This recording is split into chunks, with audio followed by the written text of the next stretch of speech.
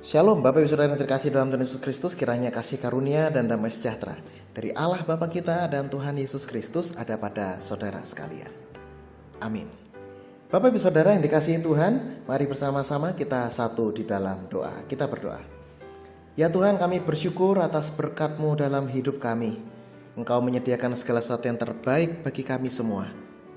Saat ini ya Tuhan, kami akan bersama-sama mendengarkan firman-Mu. Mari Tuhan memberkati, menolong kami, supaya firman yang akan kami baca, dengar, dan renungkan dapat menjadi pedoman dalam hidup kami. Menolong kami untuk kami hidup benar dalam takut akan Tuhan. Inilah ya Tuhan doa kami di dalam nama Tuhan Yesus Kristus. Kami berdoa. Amin. Bapak Ibu Saudara yang dikasihi Tuhan, bacaan kita pada saat ini dari Amsal pasal 3 ayat 13 sampai 15. Amsal pasal 3 ayat 13 sampai 15 yang demikian. Berbahagialah orang yang mendapat hikmat, orang yang memperoleh kepandaian, karena keuntungannya melebihi keuntungan perak dan hasilnya melebihi emas. Ia lebih berharga daripada permata. Apapun yang kau inginkan tidak dapat menyamainya. Haleluya. Demikianlah firman Tuhan. Judul perenungan kita adalah hikmat yang berharga. Bapak Ibu Saudara yang dikasihi Tuhan Yesus Kristus, Amsal menuliskan bahwa hikmat ini adalah sesuatu yang sangat berharga. Orang yang mendapatkan hikmat ini disebut berbahagia. Kenapa? Karena hikmat inilah yang menata segala sesuatu. Kita bisa tahu mana yang baik, mana yang buruk, mana yang berkenan kepada Tuhan. Itu juga karena hikmat. Kita bisa tahu mana hal-hal yang prioritas yang perlu kita kerjakan. Itu adalah kepandaian, itu adalah hikmat. Bagaimana kita menata sikap kita, menata hati kita, menata pergumulan kita, menata keuangan, menata segala sesuatu, itu adalah hikmat. Sehingga Bapak Ibu Saudara, ketika kita memiliki apapun tanpa hikmat, nah ini tidak bisa disebut berbahagia. Karena ketika memiliki apapun tapi tidak bisa dikelola dengan baik, akan hilang begitu saja. Tidak bahagia.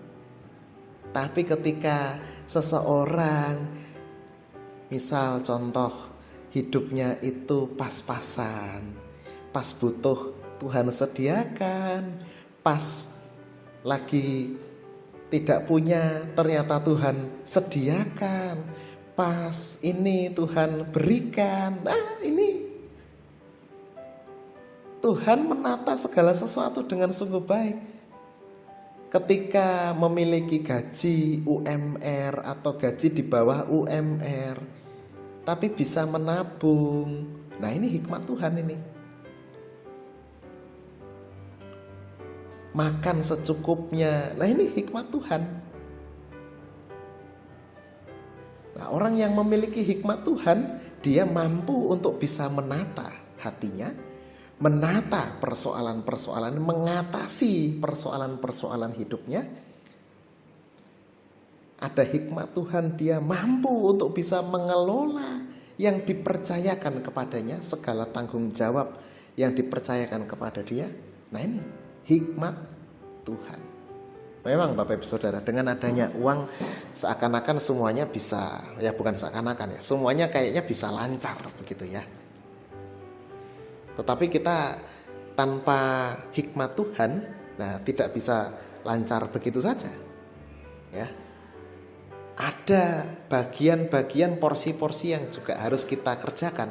Nah, disinilah hikmat Tuhan berperan.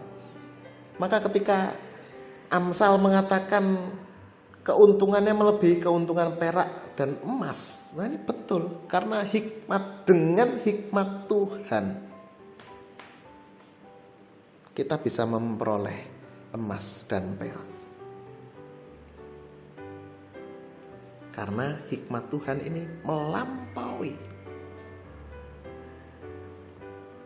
Nah, Tapi Bapak Ibu Saudara, jangan sampai emas dan perak dijadikan tujuan. Nah, ini dia. Bapak Ibu Saudara yang terkasih dalam Tuhan Yesus Kristus, maka dengan judul perenungan kita pada saat ini, hikmat yang berharga. Mari kita bersama-sama mencari hikmat Tuhan. Dari mana? Dari Alkitab. Bagaimana kita mengelola apa yang Tuhan percayakan kepada kita? Bagaimana kita menata hati, relasi, tanggung jawab, dan segala sesuatu yang dipercayakan kepada kita? Bagaimana kita mengerjakan segala sesuatunya? Tentu saja dengan hikmat Tuhan. Maka mari kita memohon hikmat dari Tuhan supaya kita terus dimampukan dan terus dimampukan. Seperti Salomo, dia mengawali pelayanannya juga dengan hikmat Tuhan, memohon hikmat Tuhan. Maka mari kita minta hikmat dari Tuhan supaya hidup kita semakin baik, damai sejahtera Tuhan semakin kita rasakan dalam hidup kita. Kita mampu mengatasi segala pergumulan-pergumulan yang kita alami. Amin. Kita berdoa. Kami bersyukur Tuhan pada saat ini Engkau mengingatkan kami kembali soal hikmat Tuhan. Mampukan kami Tuhan untuk kami terus menggali hikmat Tuhan, mencari hikmat Tuhan. Dan dengan hikmat Tuhan kami terus diperlengkapi, dimampukan untuk mengelola segala sesuatu yang Tuhan percayakan kepada kami. Menata segala sesuatunya.